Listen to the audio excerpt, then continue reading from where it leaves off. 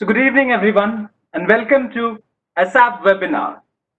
Today we have a very dynamic speaker, Advocate Abhilash Thomas, and who will speak on the subject direct selling, viable way of entrepreneurship. We have an eminent personality who works in multi-level marketing field. So Mr. Abhilash Thomas hails from Wayanad. He had completed his Masters in Business Administration program from Pondicherry University and also holds a degree in law from KLE Society Law College. He is presently works as the CEO of Indus Viva Health Science Private Limited. So to give an introduction about today's speaker, I was just going through his videos. I found enormous information from his videos, including his concept of empowerment, how to work during a period of lockdown, how to create a YouTube video, and almost he was speaking like every subject under the earth. And that too, the greatest difference that he had created in his life was that in his college time, this man was a fiery speaker wherein he transformed himself as a person who speaks so lightly with a smile on his face. This was a dynamic transformation that was witnessed in his lifetime. So he was just transforming himself into a dynamic businessman.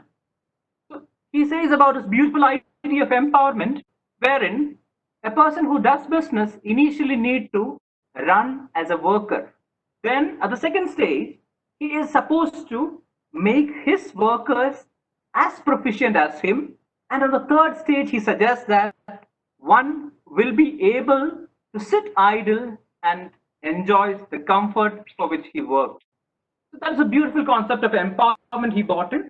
Then he says about how to create a YouTube video, wherein he says about any topic on under earth is your concept for creating a YouTube video in which you can create your business. Then he explains an example wherein he takes up religion as an example.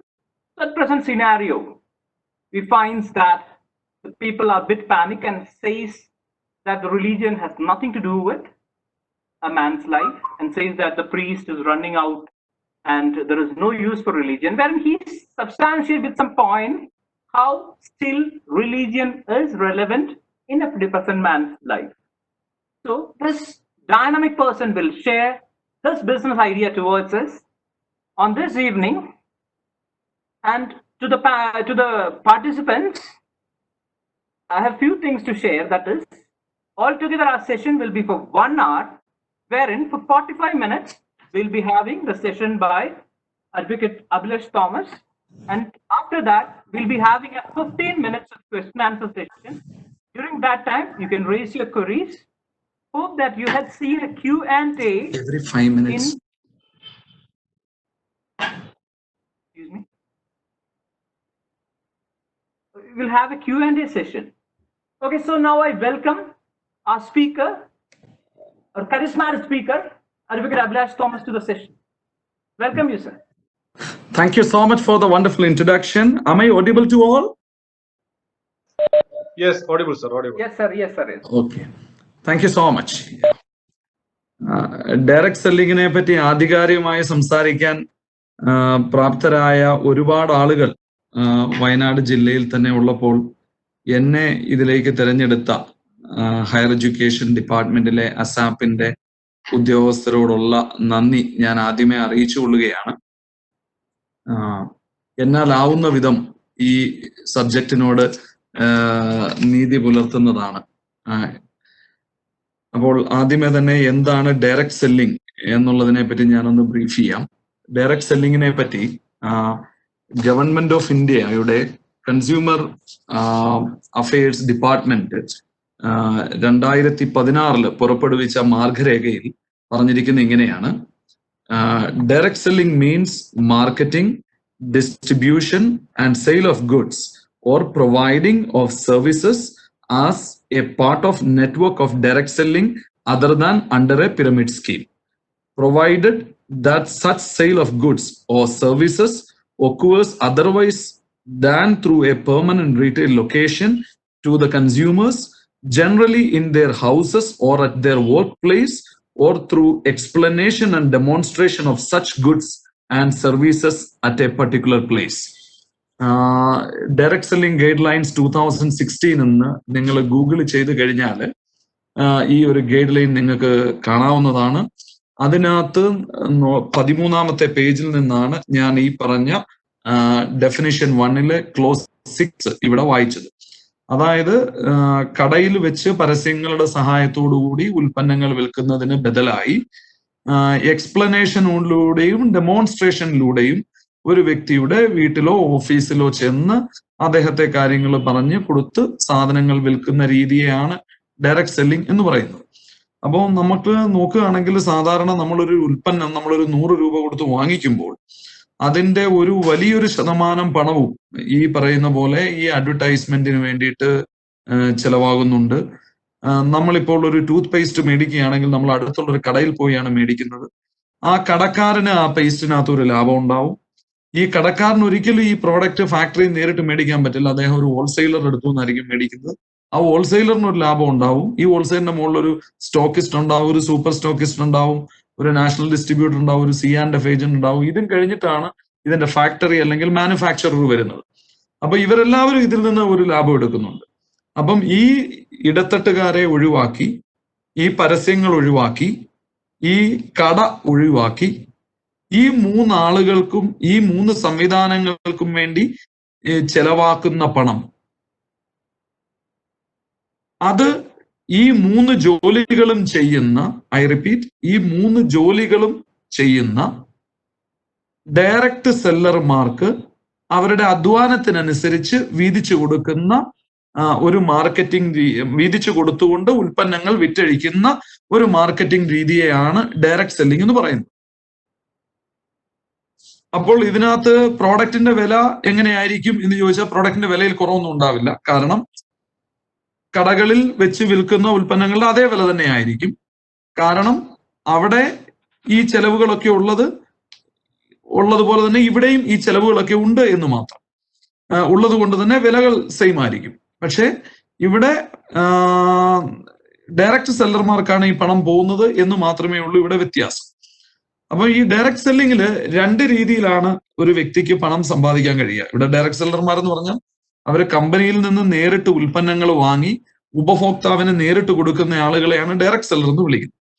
അദ്ദേഹത്തിന് 2 രീതിയിൽ വരുമാനം ഉണ്ടാക്കാം. നമ്മൾ ഇപ്പോൾ പറഞ്ഞ പോലെ തന്നെ കമ്പനിയിൽ നിന്ന് ഉൽപ്പന്നങ്ങൾ ഹോൾസെയിൽ വിലയ്ക്ക് വാങ്ങി റീറ്റെയിൽ വിലയ്ക്ക് വിറ്റ് ആ വ്യത്യാസം അദ്ദേഹത്തിന് ഉണ്ടാക്കുന്ന ഒരു ലാഭമാണ്. രണ്ടാമത് അദ്ദേഹത്തിന് ഉണ്ടാക്കാവുന്ന ഒരു മെച്ചം എന്ന് പറയുന്നത് അദ്ദേഹത്തിനും നിരവധി ഡയറക്റ്റ് സെല്ലർമാരെ നേരിട്ട് അപ്പോയിന്റ് ചെയ്യാം. അദ്ദേഹം അപ്പോയിന്റ് ചെയ്ത ഡയറക്ടർ സെല്ലർമാരെ കൊണ്ട് വീണ്ടും കൂടുതൽ ഫർദർ ആളുകളെ ഡയറക്ട് സെല്ലർമാരായി അപ്പോയിന്റ് ചെയ്യിപ്പിക്കാം. അങ്ങനെ വലിയൊരു നെറ്റ്വർക്ക് ക്രിയേറ്റ് ചെയ്യിക്കാം. ആ നെറ്റ്വർക്കിലൂടെ ഉണ്ടാകുന്ന ബിസിനസ്സും ആ ബിസിനസ്സിന് ഇദ്ദേഹത്തിന് ഒരു സൂപ്പർവൈസറി കമ്മീഷൻ, ഒരു അഡീഷണൽ ഇൻകം അദ്ദേഹത്തിന് കിട്ടുന്നു. ഉദാഹരണത്തിന് പറയുകയാണെങ്കിൽ നമുക്കൊരു LIC ഡെവലപ്മെന്റ് ഓഫീസർ, ഈ ഡെവലപ്മെന്റ് ഓഫീസർക്ക് അദ്ദേഹം വിൽക്കുന്ന പോളിസിക്ക് അദ്ദേഹത്തിന് വരുമാനം കിട്ടുന്നു. അദ്ദേഹം ഏജന്റുമാരെ അപ്പോയിന്റ് ചെയ്യുന്നു. ആ ഏജന്റുമാർ വിൽക്കുന്ന പോളിസിക്ക് അദ്ദേഹത്തിന് ഒരു അഡീഷണൽ കമ്മീഷൻ കിട്ടുന്നു. അങ്ങനെയാണ് ഒരു വ്യക്തിക്ക് ഇവിടെ ഡയറക്ട് സെല്ലിങ്ങിൽ രണ്ടാമതായിട്ട് വരുമാനം ഉണ്ടാക്കാൻ പറ്റുന്നത്. അങ്ങനെ ഈ 2 രീതിയിലാണ് വരുമാനം ഉണ്ടാക്കാൻ പറ്റുന്നത്. ഈ രണ്ടാമതായിട്ട് ഉണ്ടാക്കുന്ന വരുമാനം അത് പ്രത്യേകം ടാക്സബിൾ ആണ്.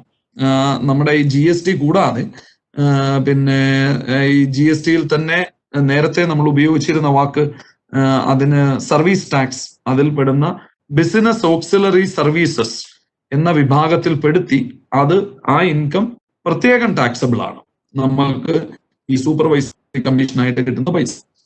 അപ്പം എന്താണ് നെറ്റ്വർക്ക് മാർക്കറ്റിംഗ് എന്ന് ചോദിച്ചു കഴിഞ്ഞാൽ, നെറ്റ്വർക്ക് മാർക്കറ്റിംഗ് എന്ന് പറഞ്ഞു കഴിഞ്ഞാൽ ഈ വരുമാനം കൊടുക്കുന്ന ഒരു രീതിയുടെ, ഡയറക്ട് സെല്ലിംഗിൽ വരുമാനം കൊടുക്കുന്ന ഒരു രീതിയുടെ പേര് മാത്രമാണ് നെറ്റ്വർക്ക് മാർക്കറ്റിംഗ്. അല്ലാതെ നെറ്റ്വർക്ക് മാർക്കറ്റിംഗ് ആസച്ച് ഒരു ബിസിനസ് ഒന്നും അല്ല, അങ്ങനെ കരുതരുത്. ഈ അക്കാഡമിക് തലത്തിൽ അതിനെ നെറ്റ്വർക്ക് മാർക്കറ്റിംഗ് എന്നാണ് പറയുന്നത്. അതേസമയം സർക്കാരിന്റെ രേഖകളിൽ അത് കൂടുതലും കാണപ്പെടുന്നത് മൾട്ടി ലെവൽ മാർക്കറ്റിംഗ് എന്ന പേരിലാണ്. ഇപ്പം ഞാനിപ്പോ സൂചിപ്പിച്ച ഡയറക്ട് സെല്ലിംഗ് ഗൈഡ് ലൈൻ എടുത്തു കഴിഞ്ഞാൽ അതിനകത്ത് മൾട്ടി ലെവൽ മാർക്കറ്റിംഗ് എന്നാണ് പറയുന്നത്. അതേസമയം അക്കാഡമിക് തലങ്ങളിൽ ഉദാഹരണത്തിന് പല യൂണിവേഴ്സിറ്റികളിലും ഈ വിഷയം പഠിപ്പിക്കുമ്പോൾ അവരുപയോഗിക്കുന്നത് നെറ്റ്വർക്ക് മാർക്കറ്റിംഗ് എന്നൊരു വാക്കാണ്. അടുത്തതായിട്ട് എനിക്ക് ഇതിനെപ്പറ്റി പറയാനുള്ളൊരു കാര്യം, ഈ നെറ്റ്വർക്ക് മാർക്കറ്റിംഗിന്റെ അല്ലെങ്കിൽ ഡയറക്ട് സെല്ലിങ്ങിന്റെ ലീഗൽ സൈഡിനെ പറ്റിയും അതിന്റെ മോറൽ സൈഡ്, അതിന്റെ ധാർമ്മിക വശത്തെ പറ്റിയും അതിന്റെ പ്രായോഗിക സൈഡിനെ പറ്റിയുമാണ് അടുത്തതായിട്ട് എനിക്ക് പറയാനുള്ളത്. അപ്പം ഇന്ത്യയില് ഈ അടുത്ത് വന്ന ഒരു നിയമമാണ് കൺസ്യൂമർ പ്രൊട്ടക്ഷൻ ആക്ട് 2019. അപ്പം 2019 ഉപഭോക്തൃ സംരക്ഷണ നിയമം മൾട്ടി ലെവൽ മാർക്കറ്റിങ്ങിനെ ഒരു നിയമപരമായ ബിസിനസ്സായി ഇന്ത്യയിൽ അംഗീകരിച്ചു. ഈ ബിസിനസ് ഈ രാജ്യത്ത് നടത്തേണ്ടത്. ഹലോ, റിക്വസ്റ്റ് ഉണ്ട് സാർ, ഇംഗ്ലീഷിലാക്കാൻ പറ്റുമോ റിക്വസ്റ്റ് ഉണ്ട് ഇതിന്റെ. Oh, of course. The people are there from outside Kerala? Yes, sir. Yes. Oh, I'm so sorry. I was under the impression that only people from Wayanad are participating in it. No, sir, no. Okay. Right. So, from this point, I will continue in English. In the previous points, there is nothing much in it. If anyone has any doubts at the end, we shall clarify it. Yeah. So, here I am talking about the legal, moral, and practical aspects of direct selling business. First, let me talk about the legal aspects, the legal position of direct selling in India. The Consumer Protection Act of 2019, which is been passed in both the houses of our parliament, which has actually recognized multi-level marketing as a valid economic activity. And this business model is been administrated by, there is a guideline issued by the custodian of this business model, that is Ministry of Consumer Affairs, Government of India. They have published a guideline that is called Direct Selling Guideline 2016. This particular guideline is the what you call canon of the direct selling business in our country. And the same guideline demands setting up of a nodal officer and his esteemed office in order to monitor the day-to-day activities of the direct selling companies and direct sellers in the respective states. So that is the legal position of this business model in India. In a nutshell, let me make it clear that this is a 100% legal business in the country. Second is the moral aspects of direct selling business. See, as I said, in direct selling, the advertisements are not used in order to endorse a product. I don't know whether I can put this statement across, but there is no other way to make you understand in a better way. An advertisement of a toothpaste, a toilet soap, in which some hot actors like Bipasha Basu or somebody, the people who endorses such products in an advertisement program in a TV, do you think a family audience can watch such kind of vulgar advertisements? Not possible. So in network marketing, advertisements are not there. We are not exposing the beauty of women to sell a product. That way, you just tell which model is more, at par with Indian moral standards, direct selling model or the conventional model, what we used to experience in the market.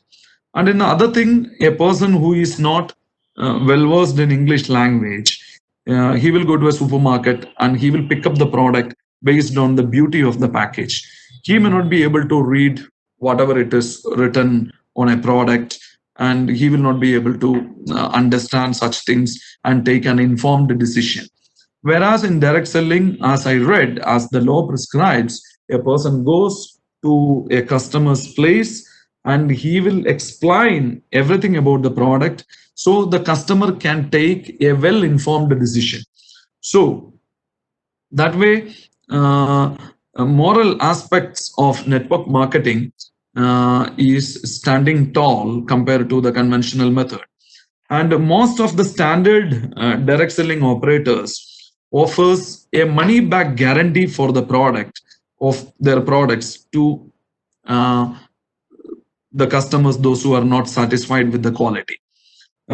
Usually it goes like this: you buy a product and you can use that product maximum up to 30% within a span of 30 days. And if you're not happy with the product, no questions asked. You simply return the product, you will get the money back, the full money back. So that particular facility is not available when you buy product from a regular retail store. So that is the moral aspect of direct selling business. The third point is the practical aspects. Is direct selling a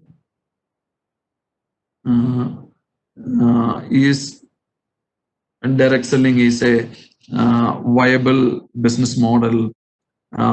Is this income reliable?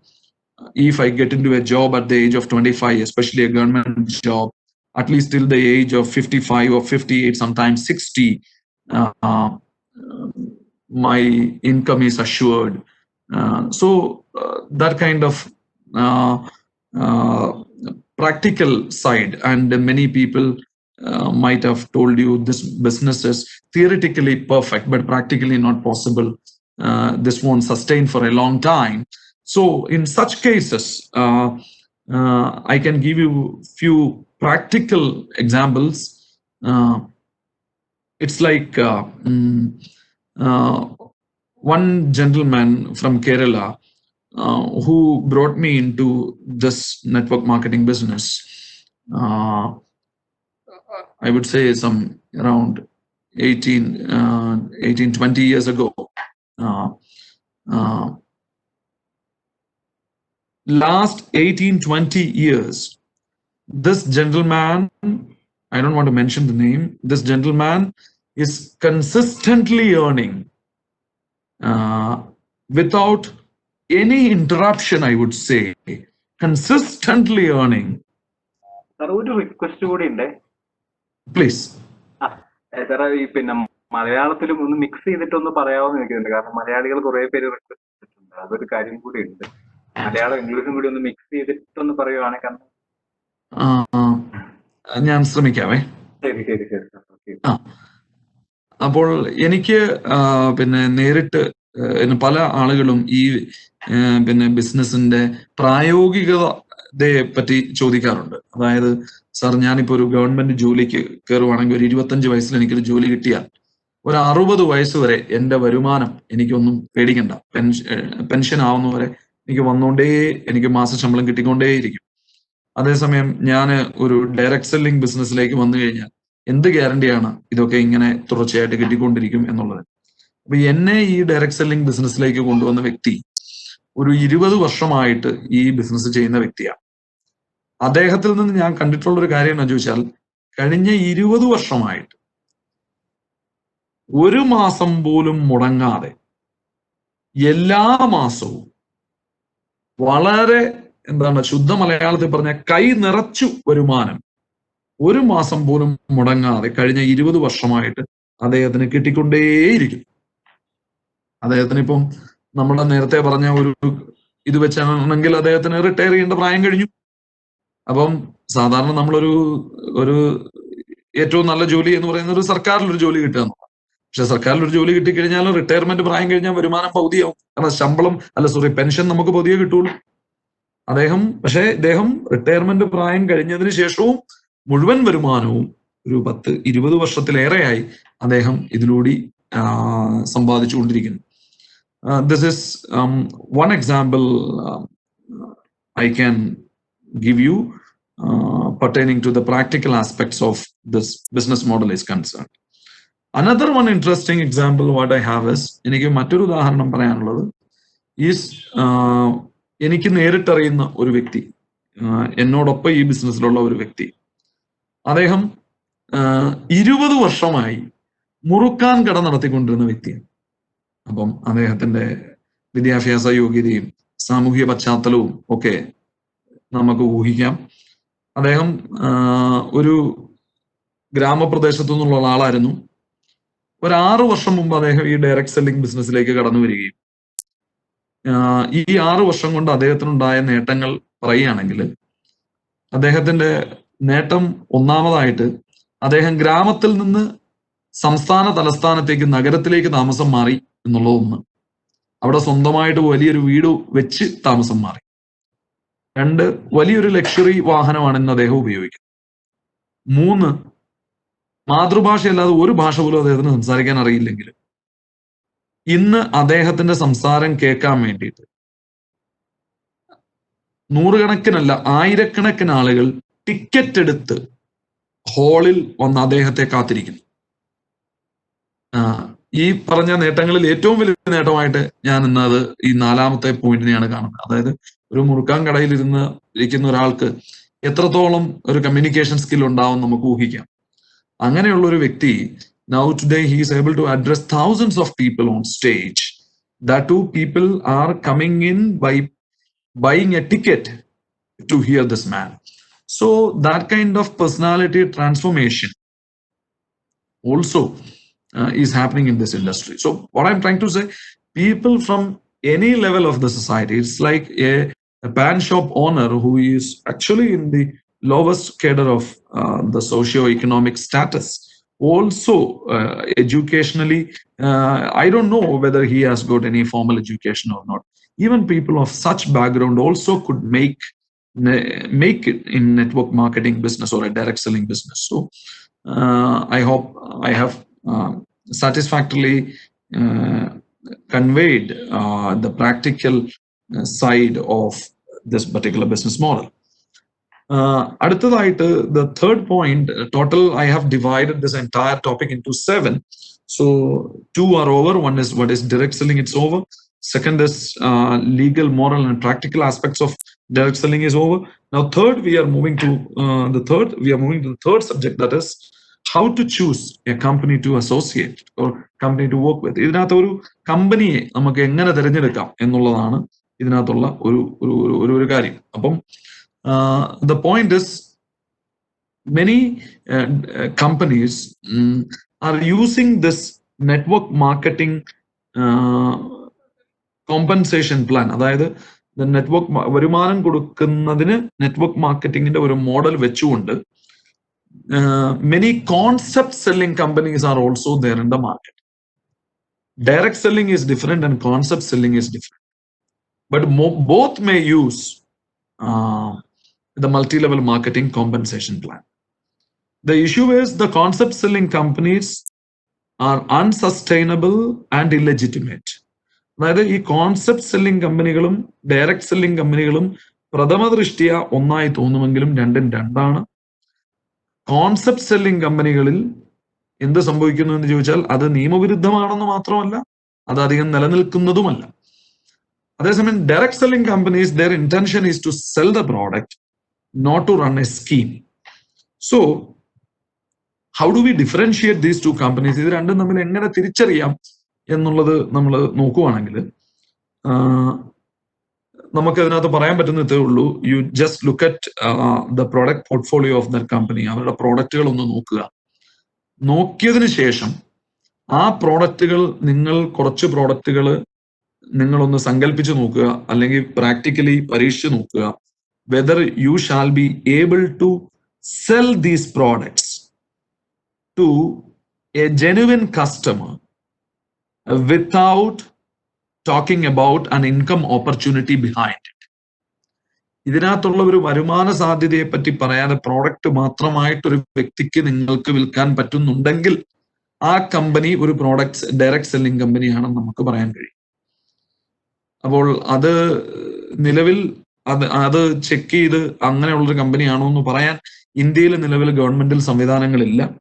പക്ഷെ അമേരിക്കയിൽ അങ്ങനെയല്ല. അമേരിക്കയിലൊക്കെ നിയമങ്ങൾ കുറച്ചുകൂടി കർശനമാണ്. അവിടെ എങ്ങനെയാണ് നിയമം എന്ന് വെച്ച് കഴിഞ്ഞാൽ ഒരു കമ്പനിയുടെ 80% ഉൽപ്പന്നങ്ങളും ഈ ഡയറക്റ്റ് സെല്ലർമാരല്ല, ഈ കമ്പനിയുമായി ഒരു ബന്ധവുമില്ലാത്ത കസ്റ്റമേഴ്സ് ആയിരിക്കണം ഉപയോഗിച്ചിരിക്കേണ്ടുന്നത്. The Federal Trade Commission of the states do a random audit on these direct selling companies, and if they don't pass the audit, they shall impose millions, no, I would say hundreds of millions of dollars fine on them. പക്ഷെ നമുക്ക് ഇന്ത്യയിൽ അങ്ങനത്തെ കൃത്യമായി അത്രയും ശക്തമായ നിയമ സംവിധാനമൊന്നുമില്ല. അതുകൊണ്ട് തന്നെ നമ്മൾ തന്നെ ഇതിനെ കണ്ടെത്തുകയേ വഴിയുള്ളൂ എന്നേ എനിക്ക് അതിനകത്ത് പറയാനുള്ളൂ. പിന്നെ പല കോൺസെപ്റ്റ് സെല്ലിംഗ് കമ്പനികളും ഇപ്പൊ മിനിസ്ട്രി ഓഫ് കൺസ്യൂമർ അഫയേഴ്സ് അവരുടെ വെബ്സൈറ്റിൽ ഇങ്ങനെ ഈ ഡയറക്ട് സെല്ലിംഗ് ഗൈഡ് ലൈൻ 2016 പാലിക്കുന്ന കമ്പനികളുടെ ഒരു ലിസ്റ്റ് പ്രസിദ്ധീകരിച്ചിട്ടുണ്ട്. അപ്പം അത് വലിയൊരു സ്റ്റെപ്പാണ് ഗവൺമെന്റിന്റെ ഭാഗത്തു നിന്നുള്ളത്. പക്ഷെ ആ ലിസ്റ്റിലുള്ള ഒരു പോരായ്മ, ആ ലിസ്റ്റ് ഇവർ പരിശോധിച്ചിട്ടില്ല, ഗവൺമെന്റ് പരിശോധിച്ചിട്ടില്ല. ആ ലിസ്റ്റ് ഒരു പ്രൊവിഷണൽ ലിസ്റ്റാണ്, ഒരു താൽക്കാലിക ലിസ്റ്റാണ്. ഈ ഗൈഡ് ലൈൻ പാലിക്കുന്നു എന്ന് സ്വയം സാക്ഷ്യപ്പെടുത്തുന്ന കമ്പനികളുടെ ഒരു പട്ടികയാണ് അവർ പ്രസിദ്ധീകരിച്ചിരിക്കുന്നത്. അപ്പം അതിന്റെ വിശ്വാസ്യതയും നമുക്ക് എന്താ പറയാ, we can't rely on that. So it may save you from the legal hurdles, but the sustainability would be very poor, I would say. അപ്പോൾ അങ്ങനെ നമ്മൾ നോക്കുകയാണെങ്കിൽ എനിക്ക് പ്രാക്ടിക്കലായിട്ട് എനിക്ക് തരാനുള്ള ഉപദേശം ഇത്രയേ ഉള്ളൂ. ഇപ്പം യൂട്യൂബില് the biggest MLM companies in India എന്ന് പറഞ്ഞുകൊണ്ട് ഒരു വീഡിയോ ഉണ്ട് യൂട്യൂബിൽ, the biggest MLM companies in India. അതിന്റെ ലിങ്ക് ഞാനിവിടെ I shall post the link here. നിങ്ങൾക്ക് ആ ലിങ്ക് ഈ പ്രോഗ്രാം കഴിഞ്ഞതിന് ശേഷം ക്ലിക്ക് ചെയ്ത് യൂട്യൂബിൽ കയറി ഒന്ന് പരിശോധിച്ച് ആ ലിങ്കിൽ ഒരു 10 കമ്പനികളെ പറ്റിയാണ് കൊടുത്തിരിക്കുന്നത്, ഇന്ത്യയിലെ ഏറ്റവും വലിയ 10 കമ്പനി. അപ്പൊ ഇതിൽ ഏതെങ്കിലും ഒരു കമ്പനിയാണ് നിങ്ങൾ തിരഞ്ഞെടുക്കുന്നതെങ്കിൽ നിങ്ങൾക്ക് ഒരു പക്ഷേ നിരാശപ്പെടേണ്ടി വരികയില്ല എന്നാണ് എനിക്ക് അതിനകത്ത് പറയാനുള്ളൊരു കാര്യം. അപ്പോൾ എങ്ങനെയുള്ളൊരു കമ്പനിയാണ് സെലക്ട് ചെയ്യേണ്ടത് എന്നുള്ളതിന് പ്രായോഗികമായിട്ട് എനിക്കിതാണ് ഒരു മറുപടി പറയാനുള്ളത്. കാരണം പിന്നെ പലപ്പോഴും ഞാൻ കേട്ടിട്ടുള്ളൊരു കാര്യമാണ്, ഒരു പുതിയ കമ്പനി ആണെങ്കിൽ നന്നായിരിക്കും. ഒരിക്കലുമല്ല. ഒരു 5 വർഷമെങ്കിലും പഴക്കമില്ലാത്ത ഒരു കമ്പനിയോടൊപ്പം നിങ്ങൾ അസോസിയേറ്റ് ചെയ്യരുത് എന്നുള്ളതാണ് എൻ്റെ ഒരു അഭിപ്രായം. കാരണം 5 വർഷമെങ്കിലും പഴക്കമില്ലാത്തൊരു കമ്പനിയുടെ ഒരു the sustainability of that company is a big question mark. So better don't go with a very young company, right? So അടുത്ത 4ാമത്തെ ഒരു the fourth subject what I would like to discuss now is how to build a network marketing business. എങ്ങനെ ഈ business build ചെയ്തെടുക്കാം എന്നുള്ളതിനെ പറ്റിയാണ്. അതിനകത്ത് ആദ്യമായിട്ട് എനിക്ക് പറയാനുള്ളൊരു point, set the right expectations. ഇതൊരു ക്വിക്ക് റിച്ച് സ്കീമല്ല. പെട്ടെന്ന് വന്ന് പൈസ ഉണ്ടാക്കാൻ പറ്റുന്ന ഒരു മേഖലയാണിതെന്ന് ആരെങ്കിലും നിങ്ങളോട് പറഞ്ഞിട്ടുണ്ടെങ്കിൽ അത് ഒരിക്കലും ശരിയല്ല. ഇത് പെട്ടെന്ന് പൈസ ഉണ്ടാക്കാൻ പറ്റുന്ന ഒരു മേഖലയല്ല. ഇത് ശരിക്കും പറഞ്ഞാൽ ഒരു കരിയർ ഓപ്ഷനാണ് എന്നേ പറയാൻ കഴിയൂ. ഇപ്പൊ ഒരു വ്യക്തി ഒരു MBBS പഠിക്കുന്നത് ജീവിതകാലം മുഴുവൻ ആളുകളെ ചികിത്സിക്കുന്നതിന് വേണ്ടിയിട്ടാണ് എന്നതുപോലെ തന്നെ ഒരു ഓപ്ഷനാണ്, ഒരു കരിയർ ഓപ്ഷനാണ് ഈ നെറ്റ്വർക്ക് മാർക്കറ്റിംഗ്. അപ്പം ഇത് ഒരു ഫുൾ ടൈം കരിയർ അല്ലെങ്കിൽ ഒരു പാർട്ട് ടൈം കരിയർ ആയിട്ട് നമ്മൾ ഏറ്റെടുത്ത് ചെയ്യേണ്ട ഒരു കാര്യമാണ്. അപ്പം ഇതൊരു ബിസിനസ്സുമാണ്. അപ്പൊ ഇതൊരു ബിസിനസ് ആവുമ്പോൾ ഒരു ബിസിനസ്സിൽ നമ്മൾ വിജയിക്കാൻ നമുക്ക് ഒരുപാട് കഴിവുകൾ ആവശ്യമായി വരും. ഒരുപാട് കഴിവുകൾ വേണം, ഇല്ലാതെ നമുക്കിത് പറ്റില്ല. കുറഞ്ഞത് ഒരു 5 കഴിവുകളെങ്കിലും നമുക്ക് വേണം. സാധനങ്ങൾ വിൽക്കാനുള്ള ഒരു കഴിവ് നമ്മൾ ഉണ്ടാക്കേണ്ടി വരും. വിൽപ്പന ഇല്ലാത്ത ഏതെങ്കിലും ഒരു ബിസിനസ് ലോകത്തുണ്ടോ? ഇല്ല. രണ്ടാമത് നന്നായി ആശയവിനിമയം ചെയ്യാനുള്ള ഒരു കഴിവ്, കമ്മ്യൂണിക്കേഷൻ സ്കിൽ നമ്മൾ ഉണ്ടാക്കിയെടുക്കേണ്ടി വരും. മൂന്നാമത് ഓർഗനൈസിങ് സ്കിൽ. ഓർഗനൈസിങ് സ്കിൽ എന്ന് പറഞ്ഞാൽ നമ്മളുടെ കൂടെ കുറെ ആളുകളും ഈ ബിസിനസ്സിലേക്ക് കടന്നു വരും. ഇപ്പൊ നിങ്ങളൊരു സ്ഥാപനം നിർത്തുകയാണെങ്കിൽ നിങ്ങളുടെ സ്ഥാപനത്തിൽ ഒരുപാട് ജോലിക്കാരുണ്ടാവും എന്ന് പറഞ്ഞ പോലെ ഇവിടെ ജോലിക്കാരല്ല, പാർട്ട്ണർമാരെന്ന് വേണേൽ കരുതാം. ഒരുപാട് ആളുകൾ നിങ്ങളോടൊപ്പം വരും. ഇവരെല്ലാം പല ബാക്ക്ഗ്രൗണ്ടിൽ നിന്നും പല രീതിയിൽ ചിന്തിക്കുന്ന പല എന്താണ് ടാർഗറ്റുകളും കാര്യങ്ങളും ഒക്കെയുള്ള പല പല ടൈപ്പ് ആളുകളായിരിക്കും. ഈ ആളുകളെല്ലാം ഒന്നിച്ചു കൊണ്ടുപോകാൻ, ഒന്നിച്ചു കൂട്ടിക്കെട്ടി ഒരു ലക്ഷ്യത്തിലേക്ക് കൊണ്ടുപോകാനുള്ള ഒരു കഴിവ്, organising skill you need to gain. പിന്നെയും നമ്മൾ പറയുകയാണെങ്കിൽ പ്രൊമോഷണൽ സ്കിൽ, അതായത് നമ്മുടെ ഒരു ബ്രാൻഡ് വളർത്തിയെടുക്കുക. കാരണം ഇന്ന് ഒരു പ്രോഡക്റ്റിനല്ല, ഒരു brand is more important. Brand, you need to be a brand. So those promotional skills you need to gain. So അങ്ങനെ ഒരു 4-5 കഴിവുകൾ, 4-5 skills you need to acquire in order to succeed not only in this business, any business. So അപ്പോൾ അത്രയും കഴിവുകളൊക്കെ ഇന്ന് വന്ന് നാളെ ഉണ്ടാകുമെന്ന് കരുതരുത്. പിന്നെ രണ്ടാമത് എനിക്ക് ഈ കഴിവുകളൊന്നും ഇല്ല, അതുകൊണ്ട് എനിക്കിതൊന്നും പറ്റില്ല എന്നും കരുതരുത്. കാരണം ആരും ജനിക്കുന്നത് ഈ കഴിവോടുകൂടിയൊന്നുമല്ല. ഈ ബിസിനസ്സുമായി ബന്ധപ്പെട്ട് നിങ്ങൾ പ്രവർത്തിച്ച് ധീരെ you shall be gaining all the skills. അപ്പം അതിന് നിങ്ങൾക്ക് ഒരുപാട് സെറ്റ് ബാക്സ് അതിനിടയ്ക്ക് ഉണ്ടാവും. It will really take you for a toll. നിങ്ങൾ ഒരുപാട് പിന്നെ പ്രതിസന്ധികളെ അഭിമുഖീകരിക്കേണ്ടി വരും. മനസ്സിനെ നിങ്ങൾ ധൈര്യപ്പെടുത്തേണ്ടി വരും, ശക്തമാക്കേണ്ടി വരും. അങ്ങനെ നിങ്ങൾ ഒത്തിരി കാര്യങ്ങൾ നിങ്ങൾ ചെയ്യേണ്ടി വരും ഈ കാലഘട്ടത്തിൽ. അതിനാകെ നിങ്ങൾക്ക് ഉണ്ടാവേണ്ടുന്ന ഒരേ ഒരു, ഈ കഴിവുകളൊക്കെ നിങ്ങൾക്ക് ഉണ്ടാക്കിയെടുക്കാൻ നിങ്ങൾക്ക് വേണ്ടുന്നത് 2 കാര്യങ്ങളാണ്. ഒന്ന്, 1000 ദിവസം എന്ത് തിരിച്ചടി വന്നാലും ഞാൻ ഈ ബിസിനസ് ചെയ്യും എന്നുള്ളൊരു മനോഭാവം. 1000 ദിവസം. എന്താണ് ഈ 1000 ദിവസത്തിന്റെ സിഗ്നിഫിക്കൻസ് ചോദിച്ചു കഴിഞ്ഞാൽ ഇപ്പൊ ഗുജറാത്തികൾ ഇങ്ങനെ പറയുന്നത് എങ്ങനെയാണ്, ഒരു ബിസിനസ് തുടങ്ങിയാൽ 1000 ദിവസം, അതാണ് അവരുടെ പ്രമാണം. 1000 ദിവസം ആ ബിസിനസ്സിൽ നിന്ന് അവർ ഒരു ലാഭവും പ്രതീക്ഷിക്കില്ല. പക്ഷെ 1001ാമത്തെ ദിവസം അവർ അതിൽ നിന്ന് ലാഭം എടുത്തിരിക്കും. ആ തത്വം ഇവിടെയും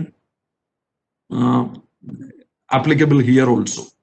ഒന്നാമത്. പിന്നെ രണ്ടാമത്, നിങ്ങളുടെ ഒരു 1000 ദിവസം നിൽക്കും എന്നുള്ളൊരു മനോഭാവം. ആ ഒരു മനോഭാവമാണ് 1000 ദിവസം ഞാൻ എൻ്റെ പരമാവധി ശ്രമിക്കും, തിരിഞ്ഞു നോക്കാതെ ശ്രമിക്കും, എന്തു വന്നാലും ഞാൻ പിന്മാറില്ല എന്നൊരു മനോഭാവത്തോടുകൂടി നിങ്ങൾ ഈ ബിസിനസ്സിനെ സമീപിച്ചാൽ 1000 ദിവസമാകുമ്പോഴേക്കും ഈ കഴിവുകളൊക്കെ നിങ്ങൾക്ക് ഉണ്ടാവുകയും നിങ്ങൾക്ക് നല്ല രീതിയിൽ ഇതിൽ നിന്ന് വരുമാനം സമ്പാദിക്കാനും കഴിയും.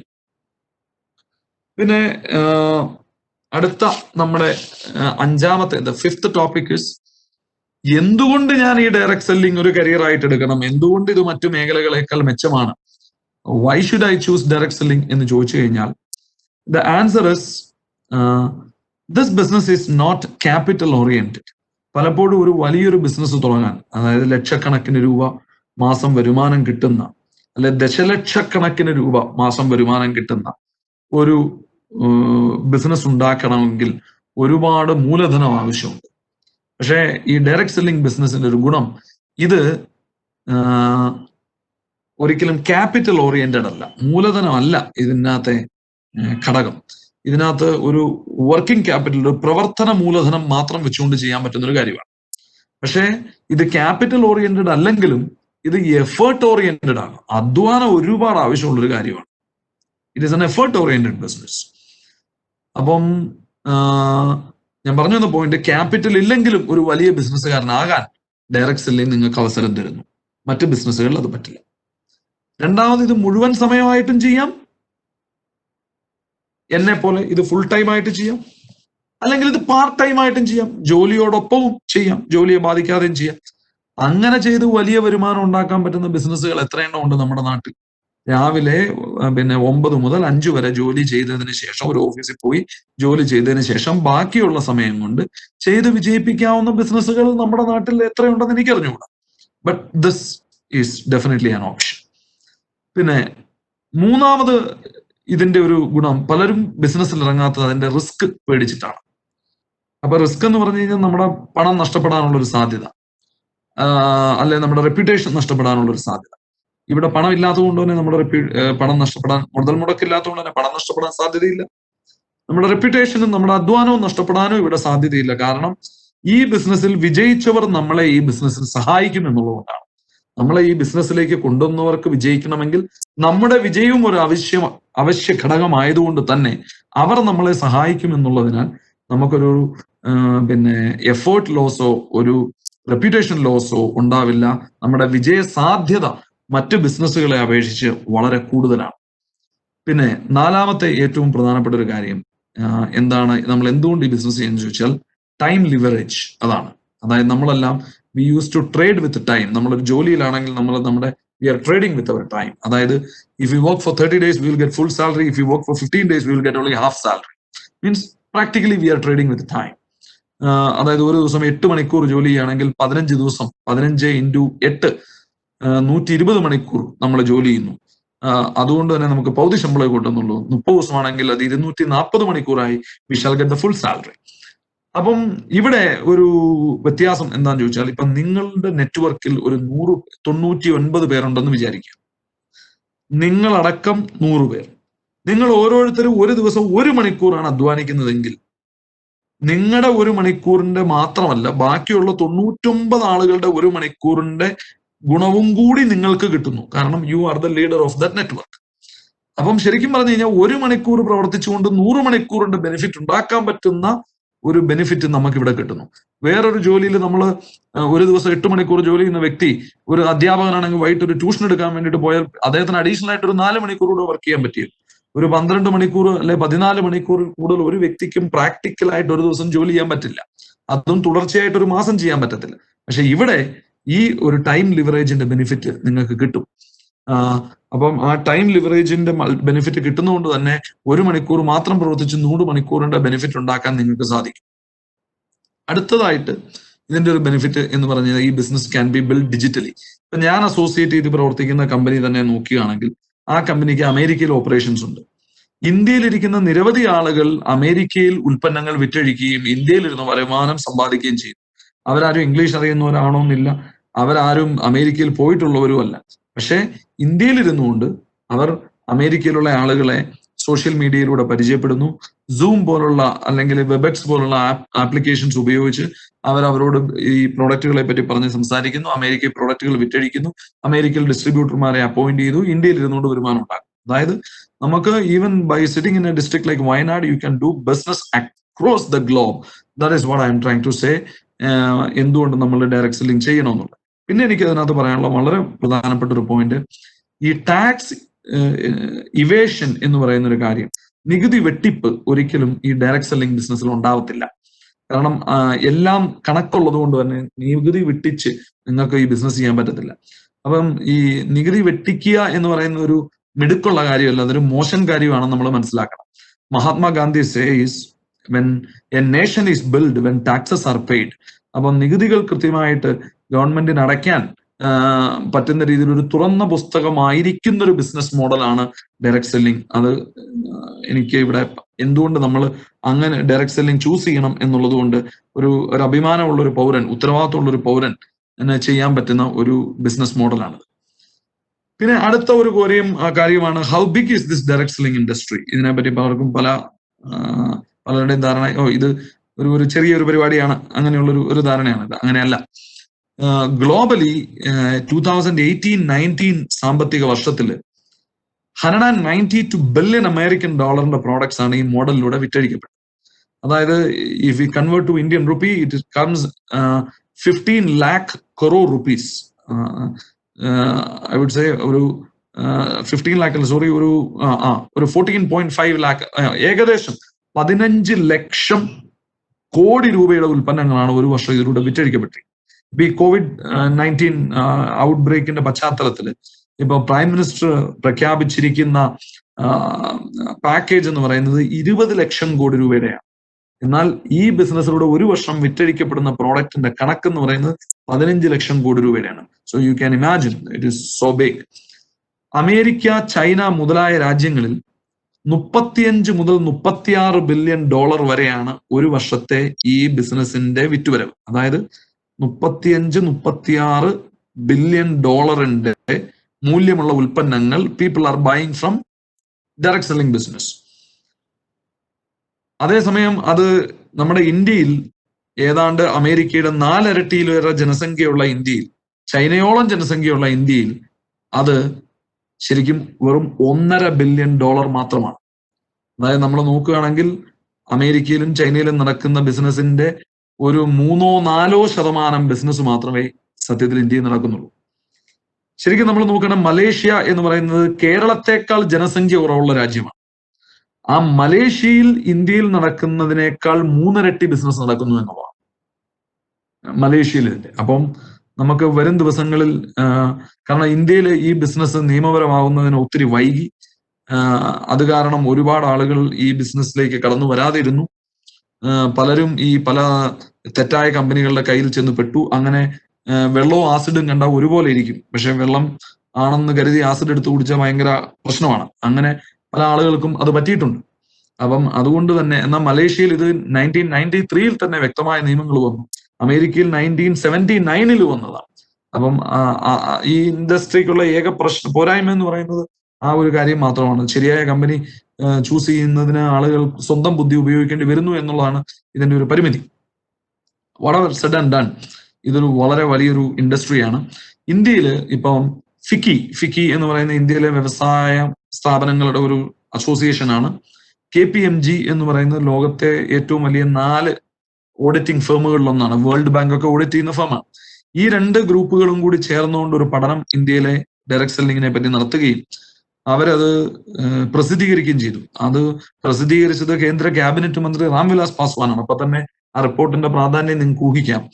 അതിൽ പറഞ്ഞിരിക്കുന്നത് ഇങ്ങനെയാണ്: 2025 ആകുമ്പോഴേക്കും 1,80,00,000 ഇന്ത്യക്കാർ ഈ ബിസിനസ്സിലേക്ക് കടന്നു വരും എന്നാണ് ആ റിപ്പോർട്ട് പറയുന്നത്. അതിൽ 1 കോടിയും വനിതകളായിരിക്കും എന്നും പറയുന്നു.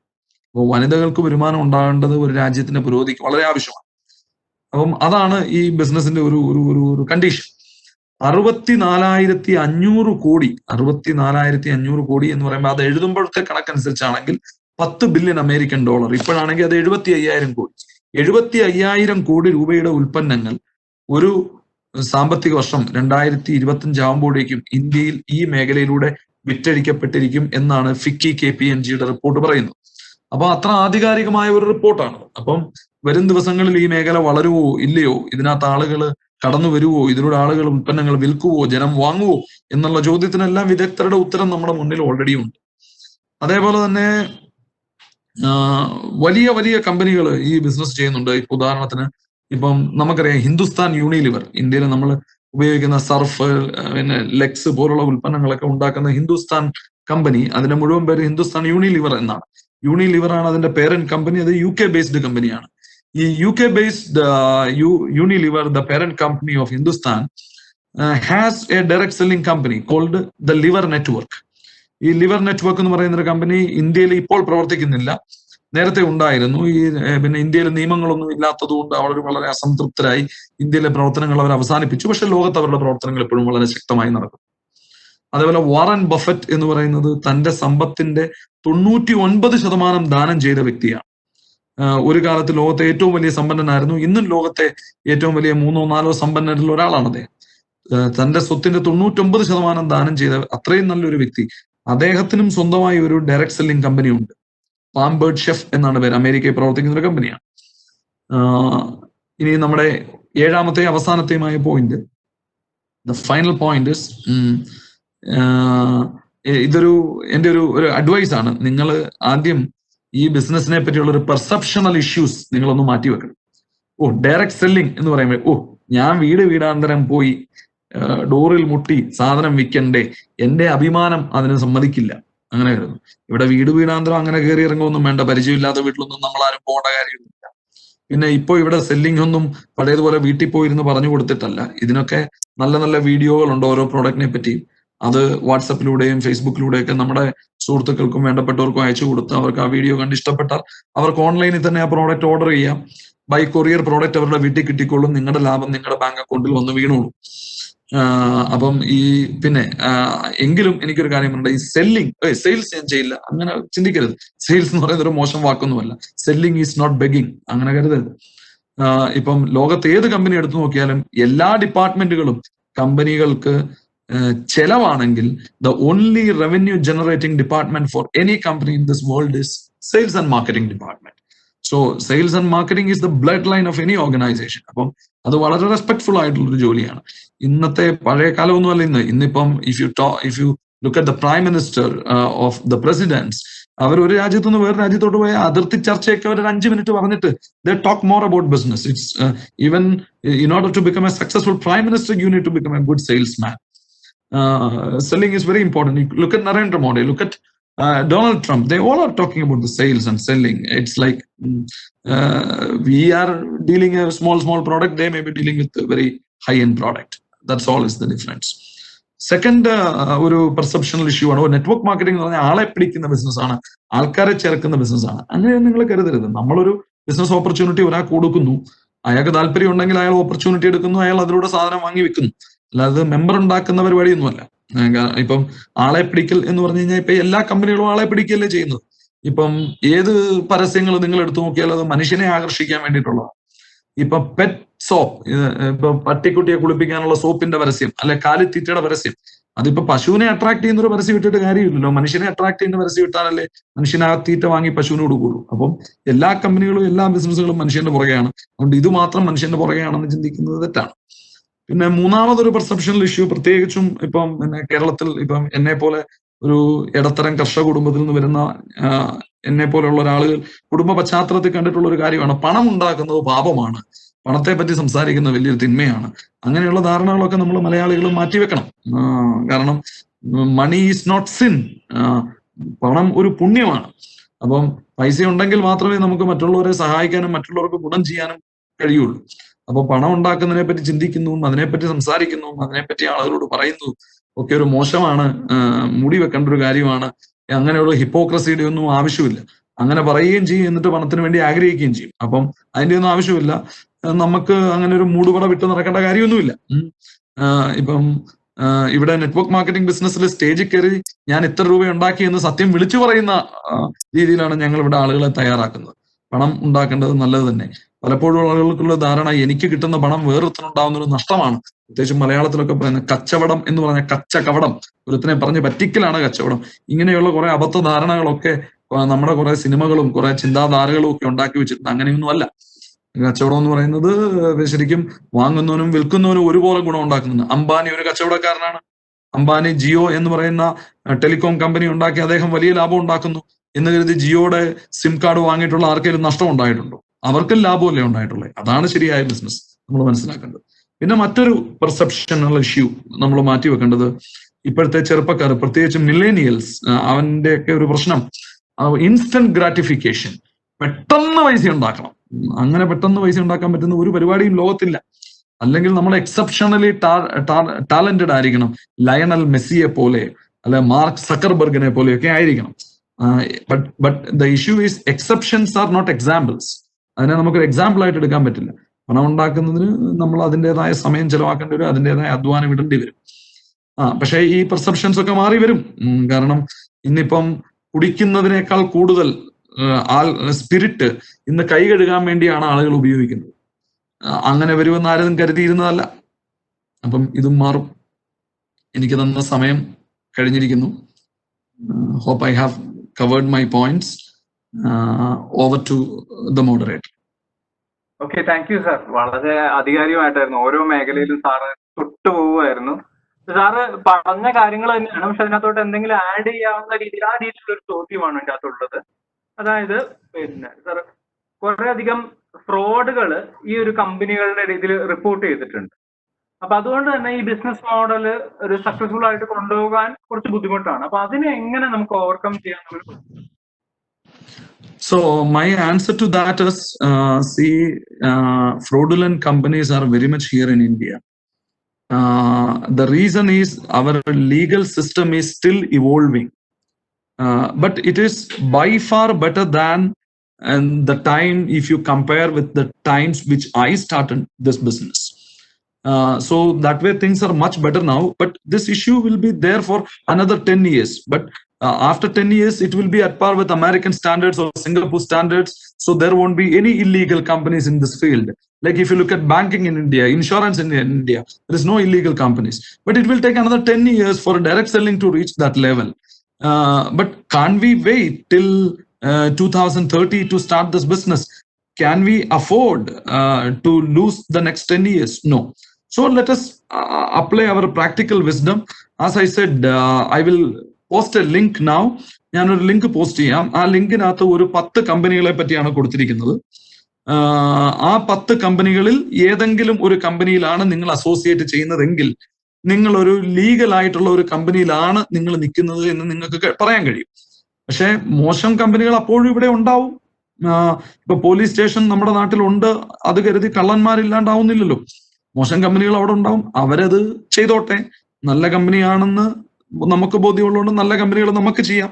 ഈ 10 കമ്പനികളിൽ ഏതെങ്കിലും ഒന്ന് ചെയ്യുകയാണെങ്കിൽ നിങ്ങൾ സേഫായി, നിങ്ങൾ കൊണ്ടുവരുന്ന കാര്യവും സേഫായി എന്ന് കരുതി ബാക്കി എല്ലാവരെയും സേഫ് ആക്കിക്കൊണ്ട് നമുക്ക് ചെയ്യല് അത് നമ്മുടെ കയ്യിലുള്ള കാര്യമല്ല, ഗവൺമെന്റിന്റെ കയ്യിലുള്ള കാര്യമാണ്.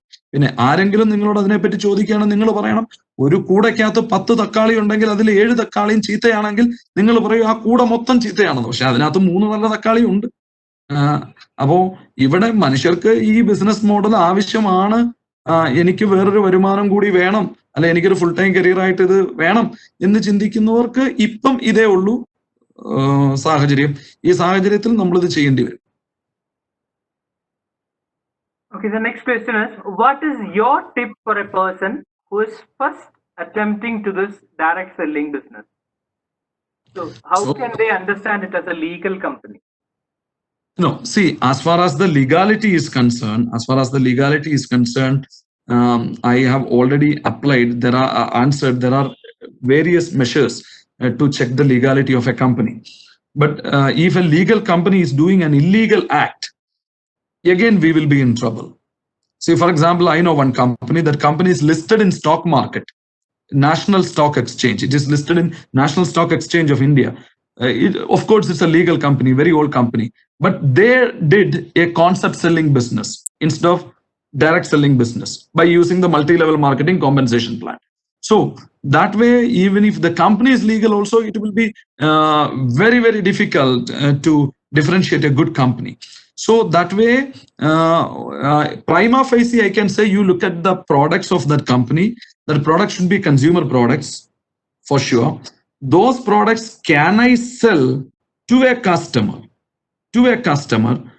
without talking about the opportunity behind it. ഇതിനകത്തൊരു ബിസിനസ് ഉണ്ട്, ഈ പ്രോഡക്റ്റ് വാങ്ങിയാൽ നിങ്ങൾക്കൊരു ബിസിനസ് അവസരവും കിട്ടും എന്ന് പറയാതെ പ്രോഡക്റ്റിന്റെ ഗുണങ്ങൾ മാത്രം പറഞ്ഞ് ആ വിലയ്ക്ക് ആ പ്രോഡക്റ്റ് ഒരു കസ്റ്റമർക്ക് നിങ്ങൾക്ക് വിൽക്കാൻ പറ്റുന്നുണ്ടെങ്കിൽ അങ്ങനെ പ്രോഡക്റ്റുകൾ വിൽക്കുന്ന കമ്പനികൾ ജെനുവിൻ കമ്പനികളാണ്, ഡയറക്ട് സെല്ലിംഗ് കമ്പനികളാണ്, കോൺസെപ്റ്റ് സെല്ലിംഗ് കമ്പനികളല്ല എന്ന് നമുക്ക് പറയാൻ പറ്റും. അപ്പം ഇനിയും അതിനകത്ത് ഒരുപാട് മെഷേഴ്സ് നമുക്കുണ്ട്. അതൊന്നും ഇപ്പൊ ഇവിടെ പെട്ടെന്ന് പറയാൻ എളുപ്പമല്ല. അതുകൊണ്ട് തന്നെ എനിക്കൊരു എളുപ്പത്തിൽ പറയാവുന്ന ഒരു ഉപദേശം ഞാൻ ഇപ്പൊ പറഞ്ഞൊരു ഉപദേശമാണ്. രണ്ടാമത് പറഞ്ഞാലുള്ള എനിക്കൊരു ഉപദേശം, നിങ്ങളൊരു ഡയറക്ട് സെല്ലിംഗ് കരിയർ ആയിട്ട് തിരഞ്ഞെടുക്കുകയാണെങ്കിൽ ഞാൻ ഈ ലിങ്കിൽ പോസ്റ്റ് ചെയ്യുന്ന 10 കമ്പനികളിൽ ഏതെങ്കിലും ഒരു കമ്പനി തിരഞ്ഞെടുക്കും.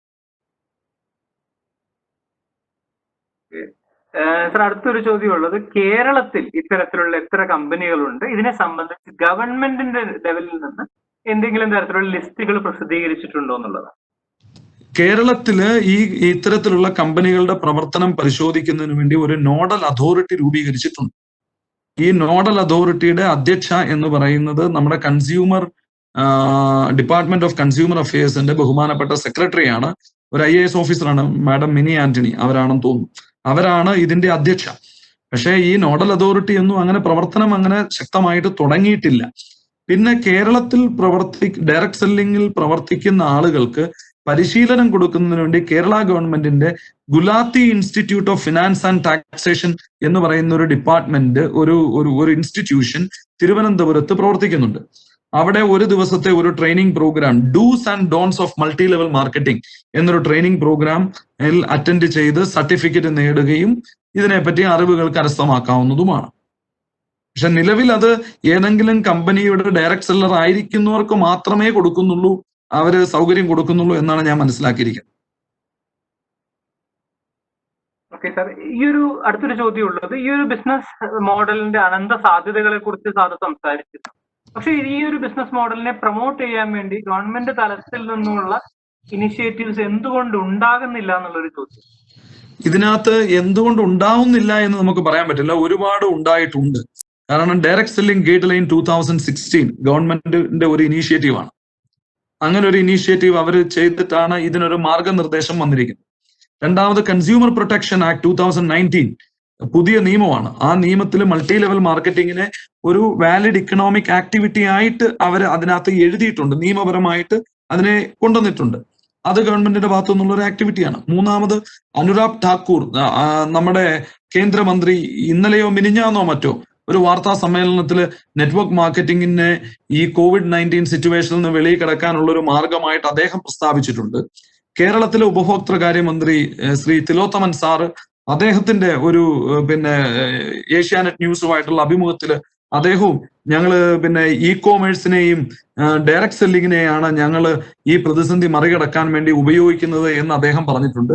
പിന്നെ കേരള ഗവൺമെന്റ് മറ്റൊരു ഗവൺമെന്റും ചെയ്യാത്തൊരു കാര്യം, കേരളത്തിൽ ഇതിനെപ്പറ്റി പഠിപ്പിക്കാൻ ഗിഫ്റ്റ് പോലെ വലിയൊരു ഇൻസ്റ്റിറ്റ്യൂട്ടിനെ ചുമതലപ്പെടുത്തിയിട്ടുണ്ട്.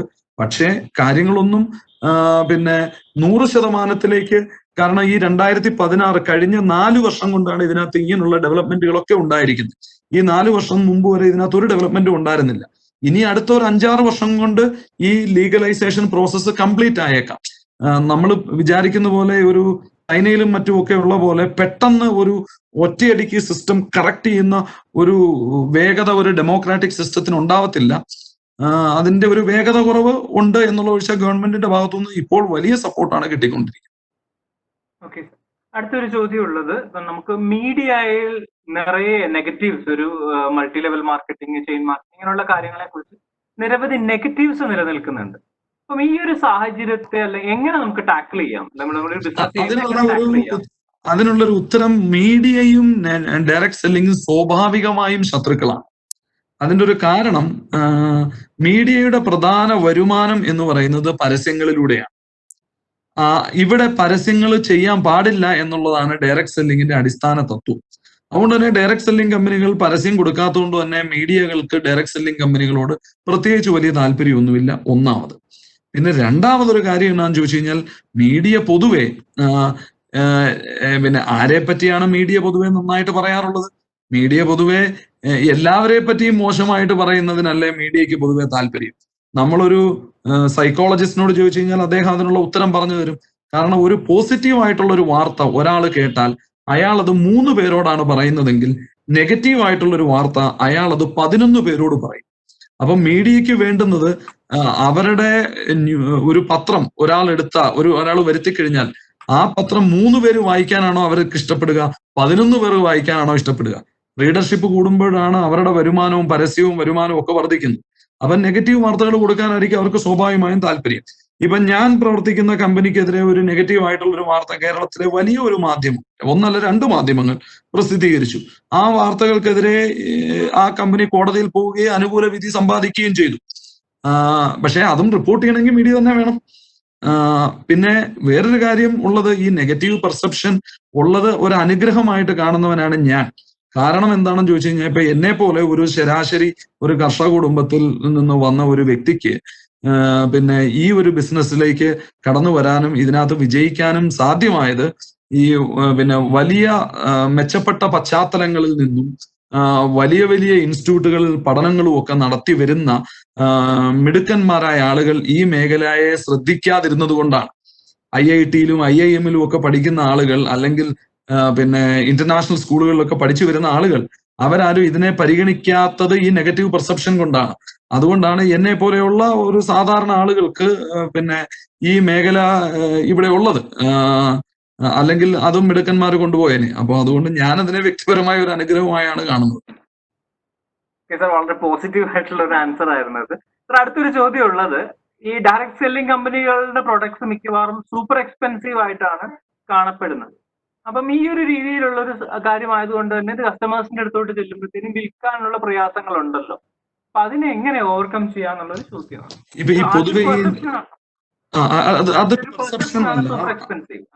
അത് ഈ നെറ്റ്വർക്ക് മാർക്കറ്റിംഗ് കമ്പനികൾക്കുള്ള ഒരു പരിമിതി എന്താണെന്ന് വെച്ചാല്, ഇവർക്ക് പരിചയമുള്ള ആളുകൾക്ക് അവർക്ക് അങ്ങോട്ട് കൊണ്ടുപോയി സാധനം കൊടുത്ത് വിൽക്കുന്ന ഒരു രീതിയാണ്. അങ്ങനെയുള്ളൊരു രീതി ആയതുകൊണ്ട് തന്നെ ഈ പ്രോഡക്റ്റുകളുടെ ഗുണനിലവാരം വളരെ ഉയർന്നതല്ലെങ്കിൽ രണ്ടാമത്തെ പ്രാവശ്യം ഇവരുടെ അടുത്തുനിന്ന് ഈ പ്രോഡക്റ്റ് ഈ ആളുകൾ ആരും അത് വാങ്ങിക്കത്തില്ല. പിന്നെ രണ്ടാമതൊരു പ്രശ്നം, ഈ ഡയറക്ട് സെല്ലിംഗ് കമ്പനികളുടെ പ്രോഡക്റ്റുകളിൽ പലതിനും ഈ ഡയറക്ട് സെല്ലർമാരും അവരുടെ കുടുംബവും തന്നെയാണ് ഉപയോഗിക്കുന്നത്. ഇപ്പൊ ഞാനിപ്പോ ഒരു കടയിൽ പോയി മേടിക്കുകയാണെങ്കിൽ ആദ്യത്തെ പ്രാവശ്യം ഒരു ലെക്സന്റെ സോപ്പാണ് മേടിക്കുന്നതെങ്കിൽ രണ്ടാമത്തെ പ്രാവശ്യം ഞാൻ മെഡിമിക്സ് മേടിക്കും. അങ്ങനെ ഞാൻ ഇങ്ങനെ മാറ്റി മാറ്റി പോകും.